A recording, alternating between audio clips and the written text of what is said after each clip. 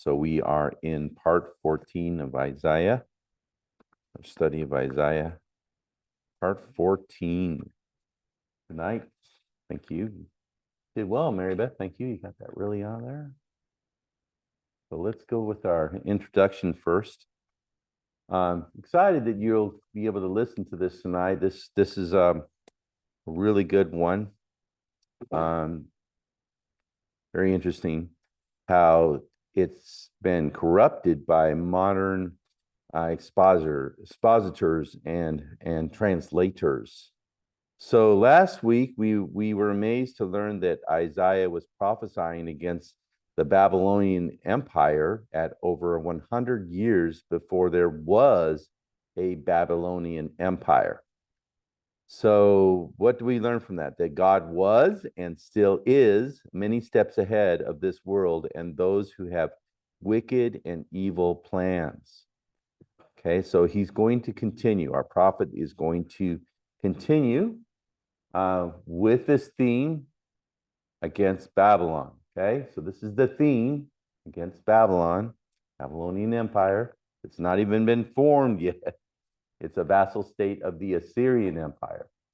All right. So now let's start with verse 1. So Isaiah, I just entitle this. Isaiah introduced again the great prophecy of the restoration of Israel. So he had a son. Remember his son's name? He had a son that's got a really funny name, a couple funny names. Shear-Jashub. Remember Shear-Jashub? What does Shear-Jashub mean? Do you remember? Shear-Jashub. It means a remnant will return. That's what Shear-Jashub means. A remnant will return. And so this is the great prophecy of the restoration of Israel. Now there's some debate on when Israel was going to be restored, and now he doesn't need to be restored anymore. But that's not, you'll see tonight that in order for that prophecy to be fulfilled, certain things have to take place. And so that's what we're going to get into tonight. So in verse 1, and I want you to see this is one of the conditions. And now notice this, and for the restoration of Israel to be fulfilled, okay? All right. The nation Israel would need to be a redeemed people and a nation without occupation. So they'd have to be a redeemed people. That means the nation needs to be saved. It'll be a saved nation. Not everybody saved. Wow. Okay. And then also, it needs to be a nation without occupation. And that would include the occupation of the Babylonians. There wouldn't be any Babylonian occupation, or Medes, or Persians, or Greeks, or Romans, or the kingdom of Antichrist. There is no occupation whatsoever of Israel in order for them to fulfill the prophecy. And that's why I had that underlined in that verse there. Okay, so let's look at that verse now. For the Lord will have mercy on Jacob. Well, that's good, isn't he? Isn't it good that God will have mercy on someone who doesn't deserve it? What does the name Jacob mean? Does anybody know what the name Jacob means? Israel was his name that God renamed him, but Jacob does not mean Israel. Israel means prince with God. Okay, Jacob means trickster, deceiver. So the trickster and the deceiver becomes Israel. And so God changed his name from a negative name, a very negative name, to something that is very positive. And I love that lesson there. Okay, so he will have mercy on Jacob and will choose, there it is, Israel. He will choose it. Now notice this, and I have it underlined. And here it is the conditions, and set them in their own land. Okay, they have to be set in their own land. It's their land. And when it means their own land, it can't just be just temporarily their land. It has to be their land forever. Their land. Okay. And notice it says, and the stranger shall be joined with it. Strangers, those are Gentiles. Very interesting. and they shall cleave to the house of Jacob. So both these groups, Israel and the strangers. Okay. All right. So there you go. That's what will have to take place to fulfill that. Therefore, we find this chapter began with a powerful promise to Israel. The remnant of the redeemed Jewish people will ultimately and finally be chosen by the Lord to finally inherit their land. In that future time, we strangers, and I believe that's referring to us, it's a reference to us Gentiles, we're strangers. We would be strangers in their land because we're non-Jews. We would be joined together with them.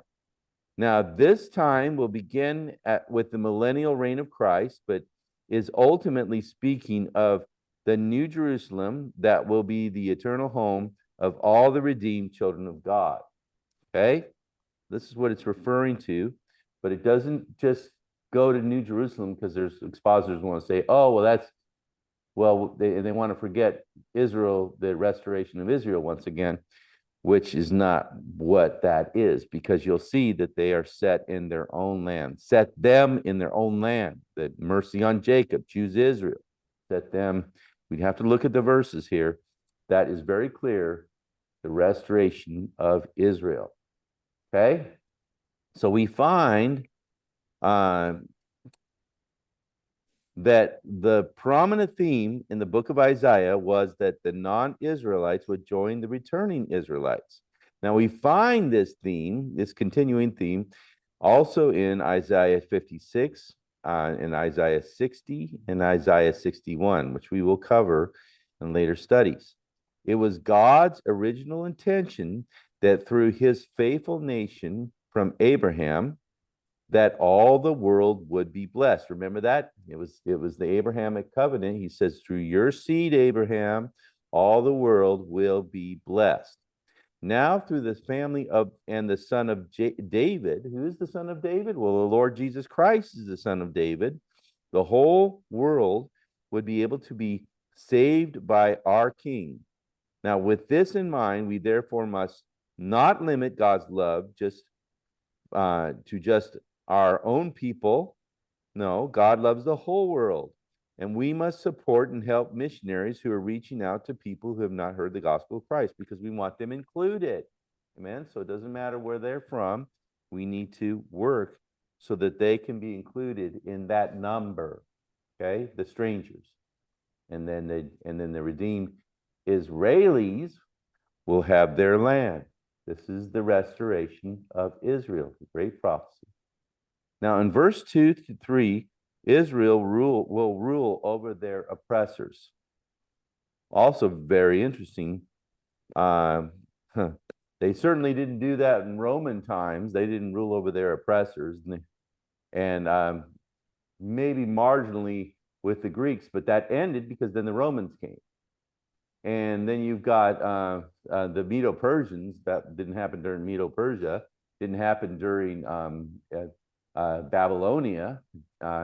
Even when the Egyptians came up and tried to, and there were times when Egypt even had authority over them, and they didn't rule over their oppressors.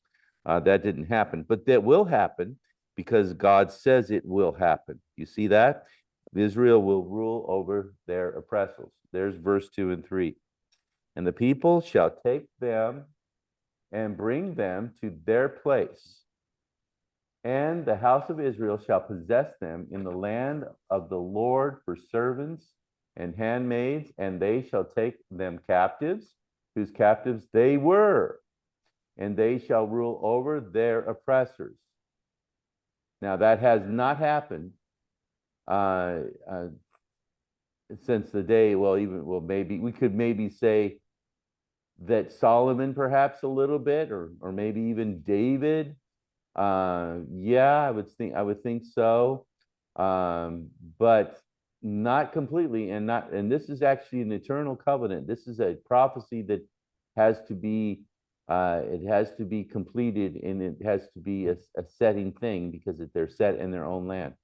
And then look on it, says, and it shall come to pass in the day that the Lord shall give thee rest from thy sorrow and from thy fear and from the hard bondage wherein thou wast made to serve. So the oppressors, they're ruling their oppressors right there. So those who had originally caused trouble for Israel will someday be ruled by them. Now, who would you think that might be? Well, I would think the Egyptians caused them trouble. They're causing them trouble right now. And there are probably others. But these are millennial people. This is the millennial times. So if they are able to get and inherit the kingdom because of their nation and the people there, they're saved people and they didn't die in the tribulation, then they'll get to go into the kingdom. But their empire was a bully empire. Okay, well, if their empire was a bully empire, then that empire will be humbled. That nation, if it's a bully nation, if it's one that pushed the Jews around, well, then they're going to be humbled.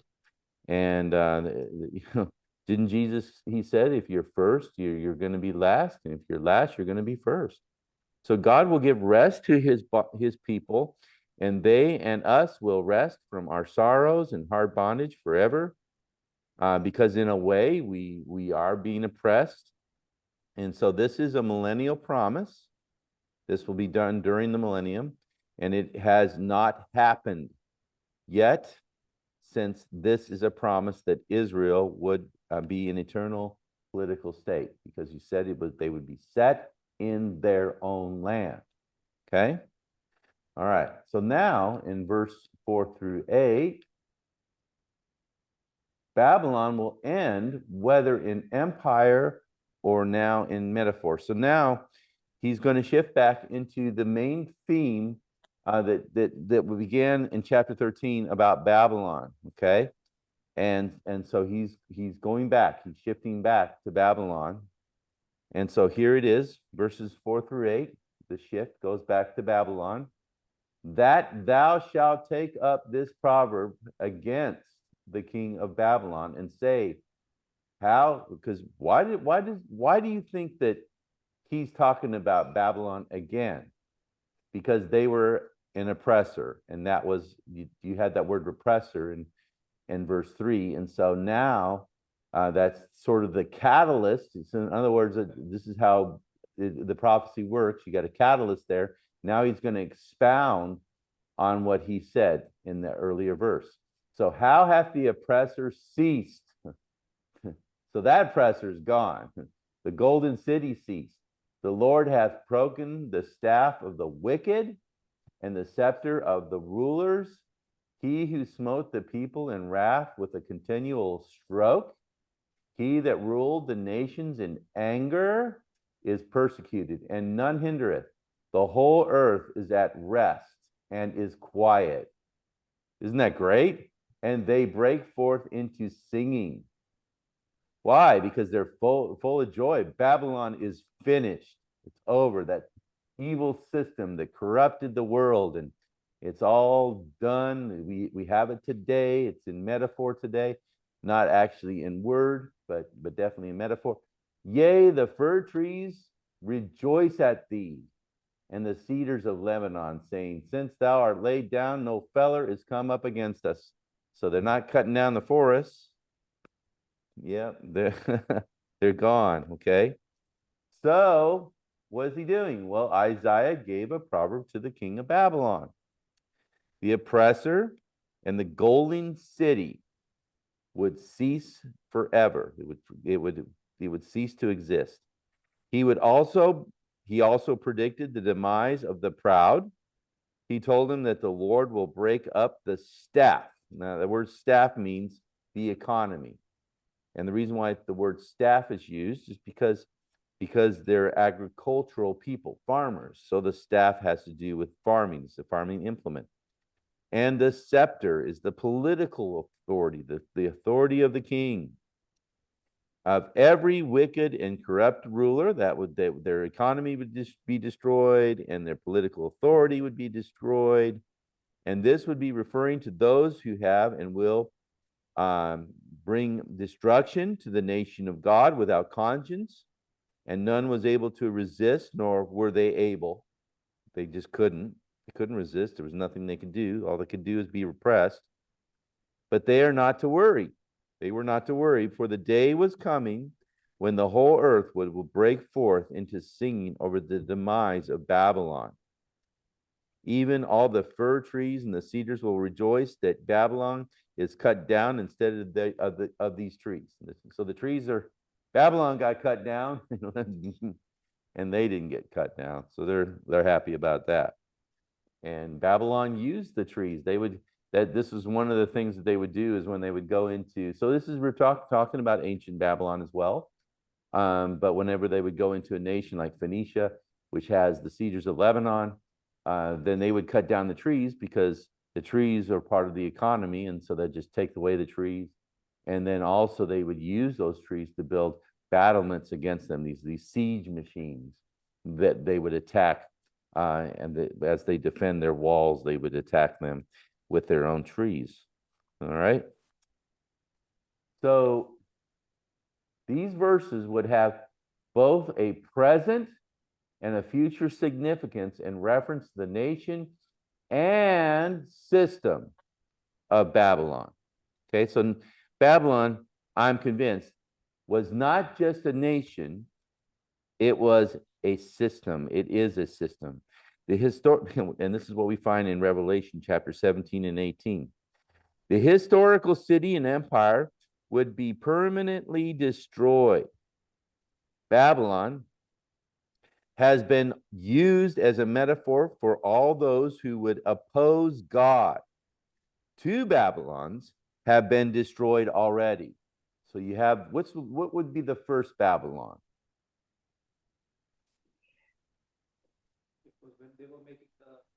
That's right. When they made the wall of the city and the tower, and then that was destroyed because God came down and destroyed it because he confused the tongues and the people just left and they didn't build anymore, and it just went into ruin. So it was destroyed in that way. So that Babylon ceased to exist. Then there was another Babylon, which is the Babylon of Nebuchadnezzar, King Nebuchadnezzar. And that one will also cease to exist. It also ceased to exist. So those are the 2 Babylons that were destroyed already. So it's not a really good name to use. Babylon is a bad name to use, I would think. All right. Thus, the end times would be against them, and all who oppose God will also be destroyed. All evil will be removed from the earth forever. Power quickly fades. God has permitted Babylon to have temporary power for a purpose to punish his wayward people, Israel. When that purpose ended, so did the power. We should beware of placing our confidence in human power, because one day that power will fade, no matter how strong it may appear now. Okay? Human power fades. It will fade.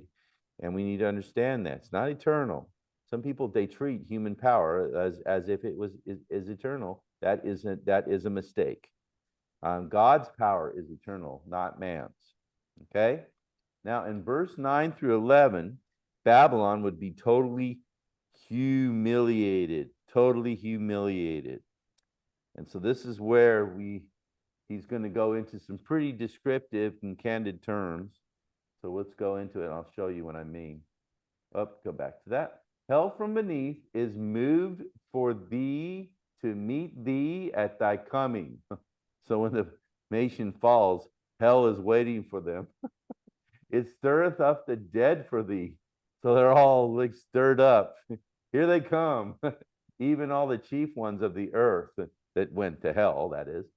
It hath raised up from their thrones all the kings of the nations. They were the ones that have already fallen. Now Babylon's coming. They're coming to meet them. Oh, what a nice reunion that will be. I don't think so. All they shall speak and say unto thee, art thou also become weak as we? art thou become like unto us? Thy pomp is brought down to the grave, and the noise of thy vials. The worm is spread under thee, and the worms cover thee. That sounds really descriptive. What do you think? Very candid description of Babylon meeting its end. And this would be ancient Babylon, by the way. And once again, hasn't been formed yet. Not really. I mean, they had the state of Babylon. You had the Chaldean state that was under Assyria, but it was not its own empire. Okay, so hell would be moved and would rise to meet Babylon on their day of arrival. The only consolation to the others of the earth would be that Babylon would sink and had sunk to the same level as they were currently. So they're just like pretty amazed that this great empire, Babylon, is at their level in hell. All the greatness and glory of Babylon would be celebrated in the grave. What will they use to celebrate? Worms. Nice. The worms were going to be, and they will be feeding upon their proud ones. And these worms will cover them completely in gross shame. Pretty descriptive. What do you think? That's pretty candid description there. Wow.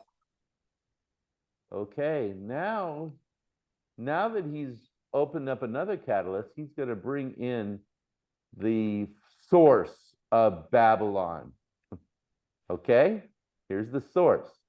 Now we then see the condemnation to the source of the evil reign of Babylon. Who is the source of Babylon?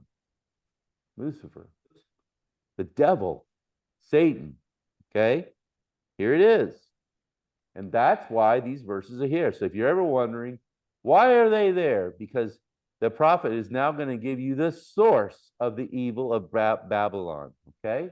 Here's the source. How art thou fallen from heaven, O Lucifer, son of the morning, not morning star. Any translation that has morning star there has a biased translator who's corrupt, and you should throw it away. It's just evil. Okay?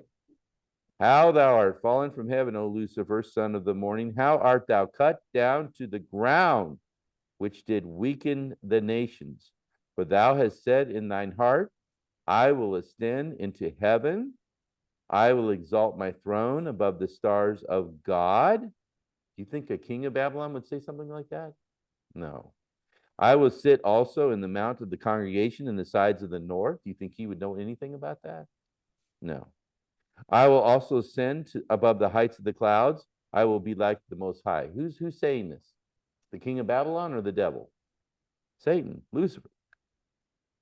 Definitely.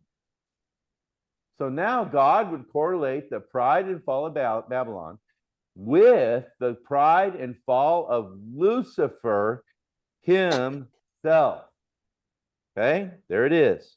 So God gives Satan's original name, and it means, we use the word luminance. It means shining, light, something that's shining. Well, Lucifer means shining one.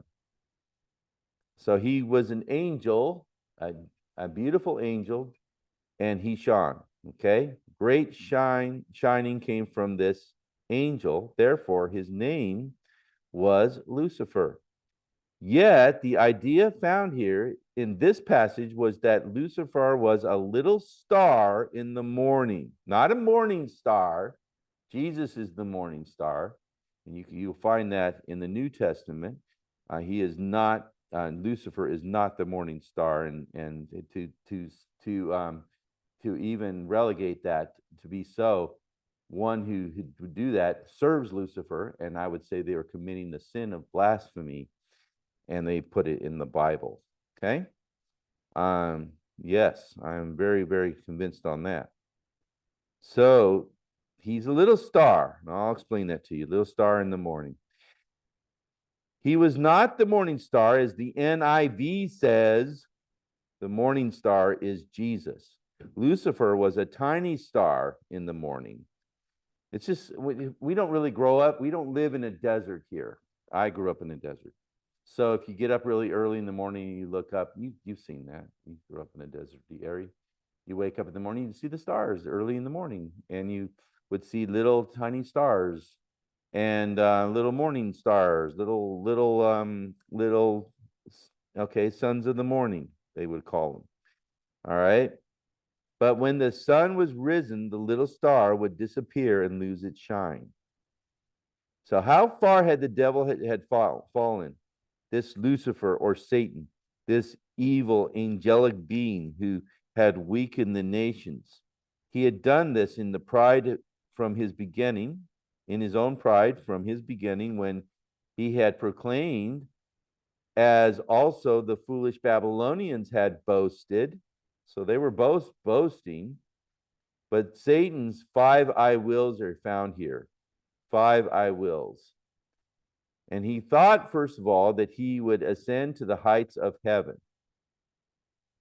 All right. He thought, boy, I'm going to go all the way to the heights of heaven. He believed that he would reign over all the holy angels of God.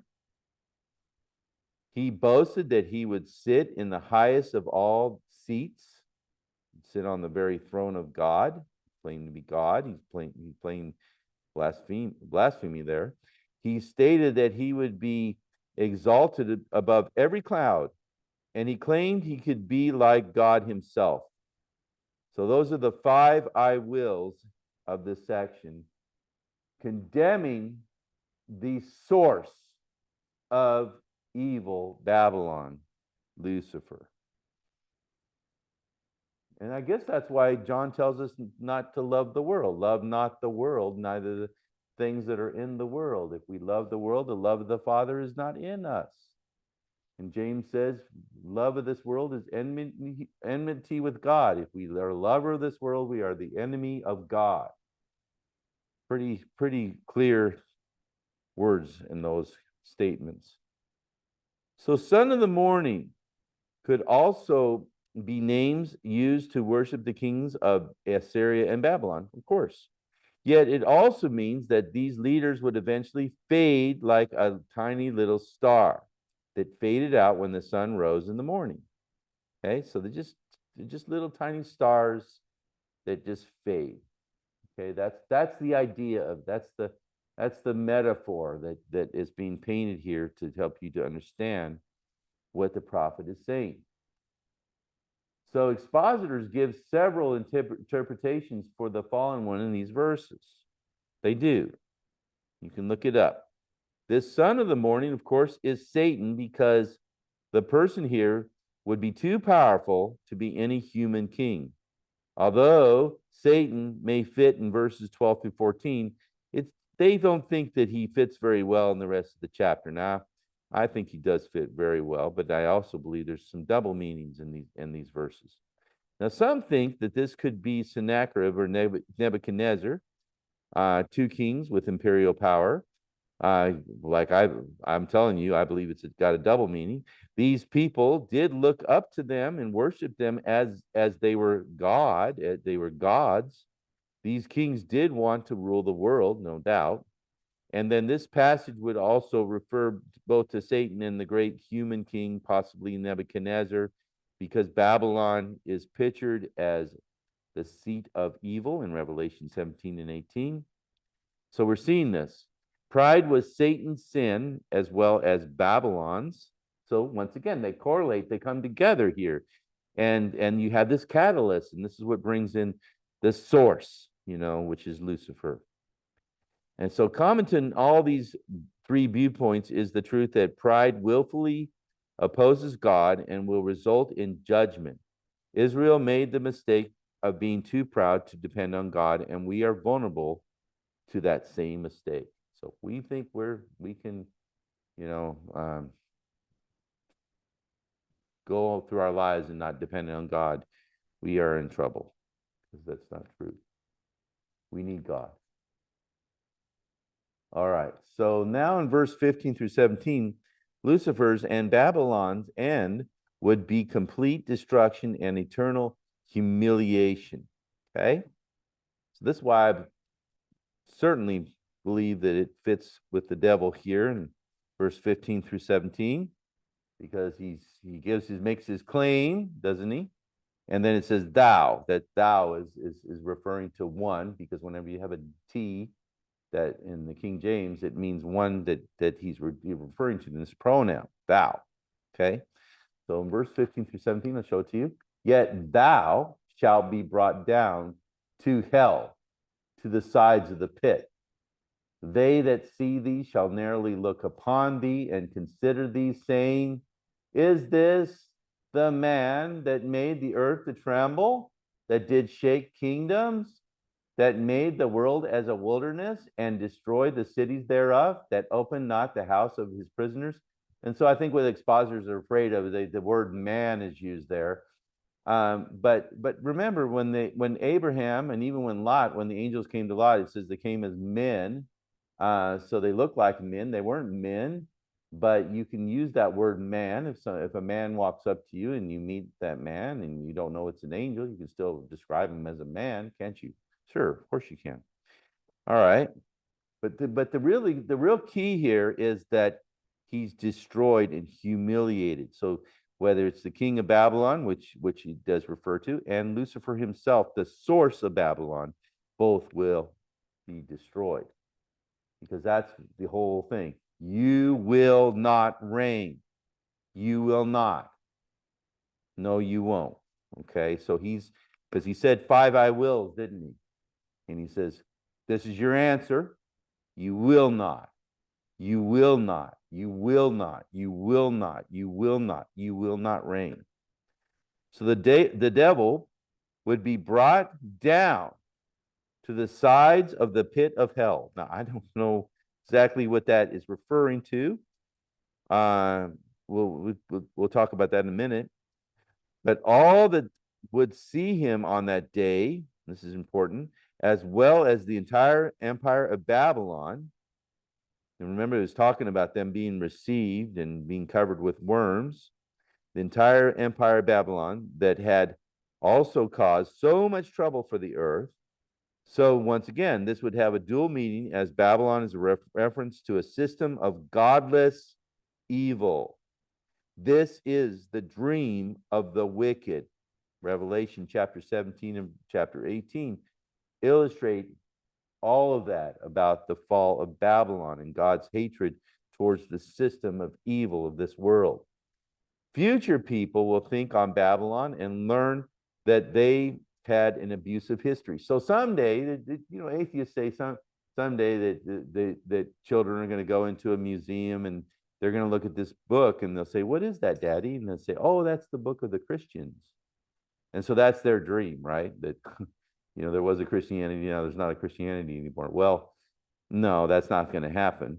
But there will be future people, according to the Bible, who will live in this world that never knew anything about the Babylonian systems, or the source of Babylon, which is Satan, because he's going to be gone and no longer a threat to them. And so those people are going to learn about the abusive system, and maybe perhaps there will be a museum in the world that will devote itself to them understanding. I mean, they can probably even look into it and see it. So, I mean, actually see the demise of these, because that's what it appears to me. Because they're saying that is this the one that made the nations to tremble? What we heard about him, and this is it. This is the creature that caused all this trouble. Yeah. So Satan and Babylon were the satanic systems that caused the earth to tremble with fear. But these future people could see that they were destroyed. So these people that never were under these systems, that will be born during the millennium, and even perhaps even after that, some interesting thoughts about that when you go to the end of Scripture. And the talks about the world and the nations and different things, even after New Jerusalem. And they saw them, they saw these creatures, these systems, covered with worms and filth for all eternity. And Isaiah also saw this in his vision. And so you can ask and say, well, these are the forces that shook kingdoms. They destroyed the earth and devastated cities. These are the ones. They did not and would not release the prisoner from their slavery. These are the ones.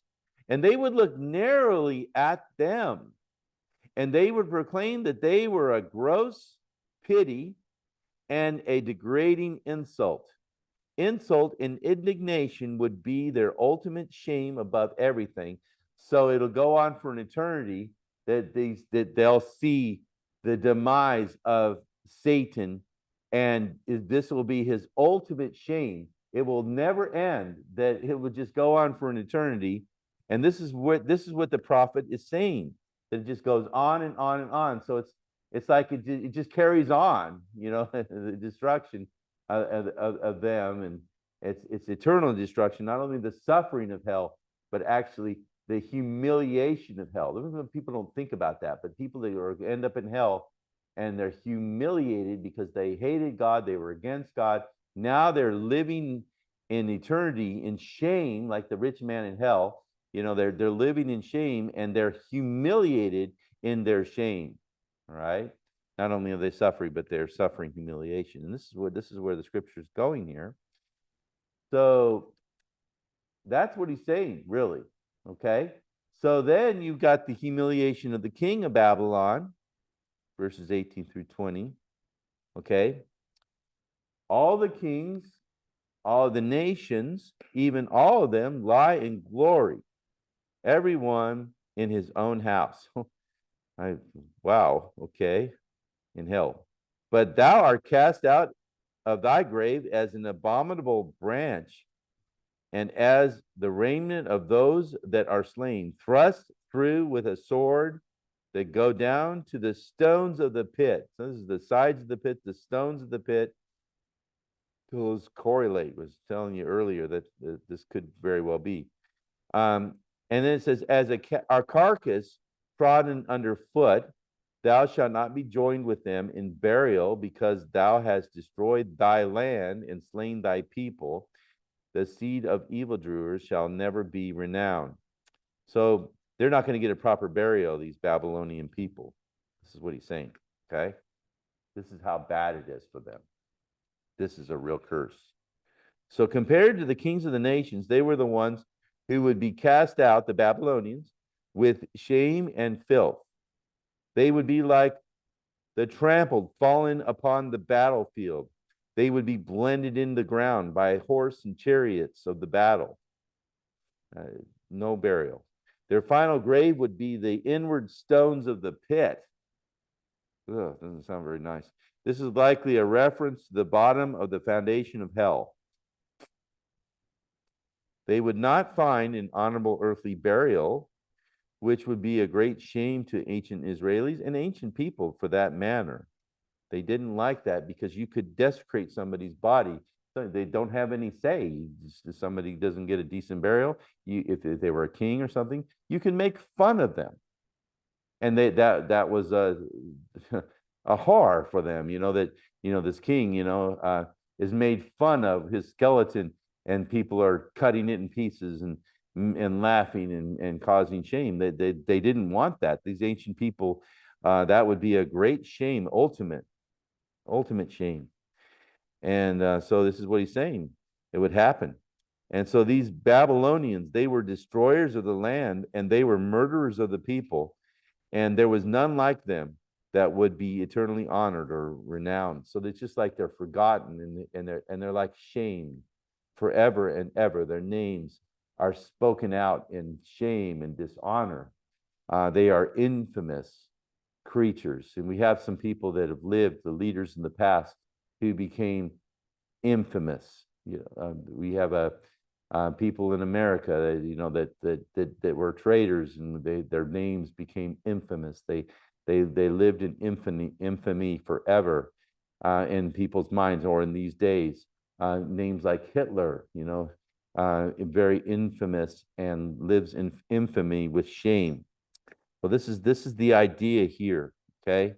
They're not honored. They're not renowned. There's nobody that looks to them and says, oh, weren't they great? No, they weren't great. They were terrible, okay? This is how bad Babylon was. And they weren't even formed yet as a world empire when he gave these verses once again. Okay, verse 21 and 22, all who are connected to Babylon would be destroyed. Okay, there you go. Prepare slaughter for his children, for the iniquity of their fathers, that they do not rise, nor possess the land, nor fill the face of the world with cities. For I will rise up against them, saith the Lord of hosts, and cut off Babylon, the name and the remnant, the son and nephew, saith the Lord. Everybody's going to be taken. So what do you see here now? Once again, this is a vision. Isaiah saw the children killed with their fathers. These children would not rise and possess the land, nor would they fill any city. For God was against Babylon from like I said, Babylon's not a good name to have. He would destroy Babylon from the beginning. Everyone who had given themselves to the Babylonian dream of world domination would die with all of them in their families. It's a terrible curse for the whole family to be a part of that kind of dream. Okay, I don't want to be a part of that dream. I may have to live in this world, but I am not of this world. And so, because there's a curse with that, it's connected to that. These people in the world, these people they meet, they fly in their expensive jets, and they go around jet setting. They think they're going to control the world and all this. There's a curse against them. They need to read Isaiah 14 and realize it. Okay, let's go on here. Only the birds would inherit Babylon. Okay. I will also make it a possession for the bittern. It's a type of bird. And pools of water, and I will sweep it with the besom of destruction, saith the Lord of hosts. The Lord of hosts has sworn, saying, surely as I have thought, so shall it come to pass, as I have proposed, so shall it stand. It will happen, in other words. As it is written, so it shall be done. And there's the verse. I'm sorry, I should have put that up for you. Let you read it for a minute, and then we'll go to this. So the land of Babylon will be given to the birds. Now remember, at the end of the book of Revelation, there is a feast of the Lord, isn't it? With a big bird feast. Yeah, chapter 19 of Revelation. And can this be a reference to that? Well, perhaps, but I think it also really is just telling them that this is how Babylon, the ancient Babylon of Nebuchadnezzar, ends. Okay, and any kind of Babylon, any metaphor of Babylon, any dream that lines up with the satanic goal of world control and domination for evil, well, it's not going to work. Okay, until I can stand in their meetings and tell them it's not going to work. You're wasting your time. In fact, you're bringing a curse upon yourself. Now, this empire will be swept away. Did you know that the Babylonian Empire of Nebuchadnezzar, that very one, well, he wasn't the king at the time, Belshazzar was. This empire would be swept away in a flood of water. Did you know that? It happened by the Medo-Persians who dammed up the waters of the Euphrates and then let them out to flood afterwards and sweep away the city. So that's what they did. They dammed up the waters of the Euphrates, and then they let them go, and a big wave came down, and it just melted the city of Babylon. And so this is the prophecy that's referring to. So God would bring the destruction of Babylon to pass. His army was against them. God's army. It was written here, and so shall it be done. Right? And it happened. This prophecy came true just as Isaiah had predicted. 2 Kings chapter 19, Isaiah chapter 37, verse 21 through 38. So there are passages already to tell you that Babylon, ancient Babylon, that was fulfilled. Okay, what you see in Isaiah 14:23 was fulfilled. Okay, but the system of Babylon still exists, and it will also be destroyed. God hates Babylon. Verse 25 through 27, Isaiah predicted the fall of Assyria. So now we're going to go back to Assyria. He went ahead.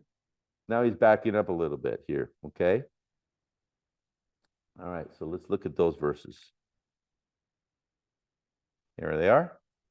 And I will break the Assyrian in my land and upon my mountains, tread him under foot. Then shall his yoke depart from off them, and his burden depart from off their shoulders.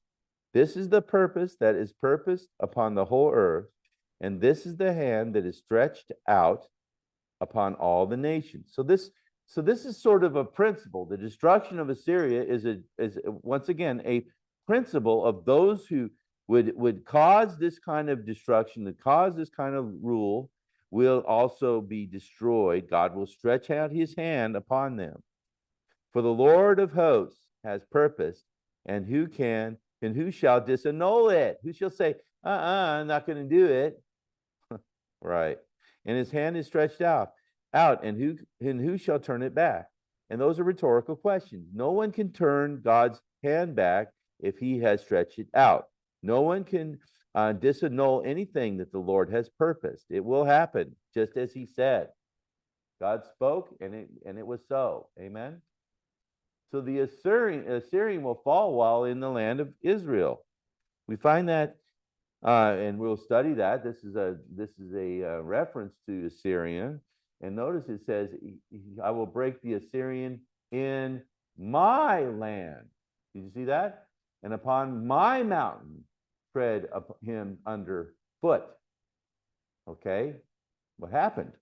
Well, the cruel rule of Assyria would end, it says. The Israeli people would not be burdened with the Assyrians anymore. This happened in Isaiah's time when the Assyrians besieged Jerusalem under Hezekiah, and they fell in one night by the wrathful hand of the angel of the Lord, which is the Lord Jesus Christ. He came and as the angel of death, just like he's coming again. This is sort of a precursor of his coming again. What happened to the Assyrian army? 185,000 Assyrians, all very stout and very strong and very healthy. What happened to them in one night? They all died. 185,000 Assyrians, the entire Assyrian army that had surrounded Jerusalem, they died in one night.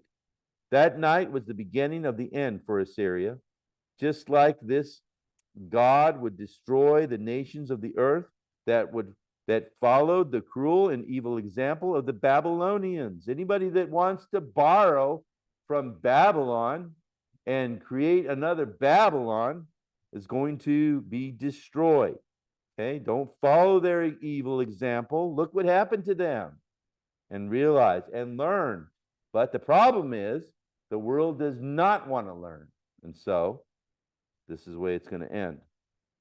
One needed to take heed and learn from what was being written. For God had written it, then who could take it away? His hand was stretched out in judgment and condemnation, then who could stop him? And the answer is no one can. So now in verse 28 and 29,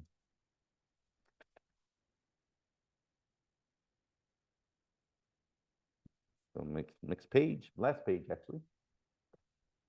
And this is verse 28 and verse 29. In the year that King Ahaz died. Now he's going to talk about something else now, but it goes together, and you'll see how it works. In the year that King Ahaz died was this burden. Rejoice thou not, O whole Palestina, because the root of him that smote thee is broken. The rod of him that smote thee. What would that be a reference to? What do you think? Who do you think that's the rod that smote thee is now broken? Who is that? Anybody know? Assyria. It is Assyria. Okay. He did smite them, didn't he? He caused them trouble. He took the cities of Judah. Every city was taken over by the Babylonians except for Jerusalem. They surrounded Jerusalem and then they all died. Okay? God took them. And that's what it means. For out of the serpent's root, and by the way, it hadn't happened yet when he made this prophecy. But out of the serpent's root shall come forth a cockatrice, and his fruit shall be a fiery flying serpent. So that doesn't sound like a serpent is getting any better. What do you think? You know, you got a serpent, then a baby cockatrice comes out, and then from the baby cockatrice comes a fiery flying serpent. That sounds even worse. That's what it is. It's the digression. Okay, and so let me explain to you. Okay, now King Ahaz had died, right? This is when this prophecy was given. That was in BC 715 BC. That's when he died. Okay, and then Hezekiah. All right, were the people happy with the demise of Ahaz? What do you think? Was he a good king or a bad king? Good king or a bad king? Ahaz. He was a bad king. He's a baddie. Okay. Do you think people would be happy if the baddie king died? Yeah, I would think they would. All right. So had they rejoiced in all of, now notice he uses the word Palestina. Isn't that interesting? And it's referring to the whole region of the land. Notice that the land was named Palestina after the Philistines. Perhaps that was put down. It was a put down. I think that's what it is. I think it's a put down. I think God's given them this name to shame them, not to name it, but to shame them. Okay. Northern Israel had fallen to the Assyrians. Therefore, they needed to hear his parable. So here's the parable. Here's the proverb. The serpent of Assyria would lay an egg of a cockatrice. Now, that's a poisonous serpent. It doesn't say the serpent was poisonous, but the cockatrice definitely is poisonous. Okay? So that's a digression. That makes it even more dangerous. If a snake is not poisonous, I don't want to hold it. Okay? Because they do bite. Snakes do bite. Okay? Even if they're not poisonous, they still bite. So I'm not into getting bitten by a snake. Okay. So I'm not holding a snake. But I definitely not going to hold a poisonous snake. You know, that's just like, no, not happening. Okay, but then the cockatrice, from that comes a poisonous serpent, this flying fiery serpent or a dragon. So it's what you see is that even though King Ahaz died, and even though it's bad for the kingdom of Assyria, the Babylonians would be much worse than Assyria ever was. And if you study how evil Assyria was, you'd think, really, they were worse than the Assyrians? They were. They were. And so this is what he's saying. So the death of Ahaz did not really solve anything, because it would bring Hezekiah, which is good. That was good.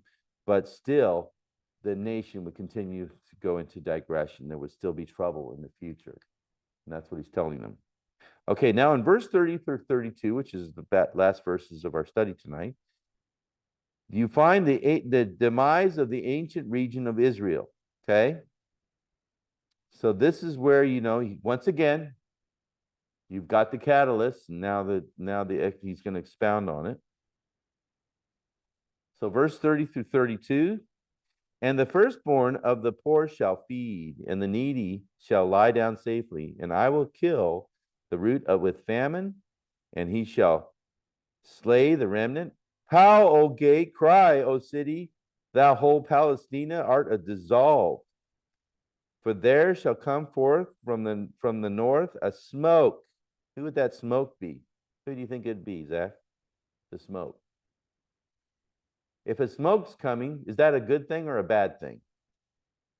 Because with smoke comes what? A fire, exactly. If you have smoke, you have fire, and fire is destructive, isn't it? So if a fire is coming your way, the forest fire or something like that, and you live by a forest and the forest fire is coming, you see the smoke coming, that's not good. The wind blows your way, you're going to get burned up. So this is a bad thing.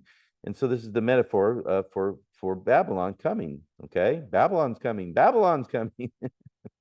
You're going to be destroyed. All right. This is the smoke. And none shall be alone in his appointed times. What shall one then answer the messengers of the nation, that the Lord hath founded Zion, and the poor of his people shall trust in it. So he says, even though this is going to happen, I'm still going to bless you. That's how it ends. So it actually ends on a positive note, not a negative note. And the reason why it ends in a positive note is because God is a God of grace. Amen. Aren't you glad that God's a God of grace? Because maybe there might be some chastisement in your life, as you can see God chastising Israel and Judah. He's chastising these people, but he's going to bring good to them in the end because he founded it. He said, I founded Zion. All right. And the poor of his people. This is a remnant of the people. All the proud and the people that thought they were something, they're not going to make it. Just because they were Jewish by blood, that doesn't mean they're going to make it.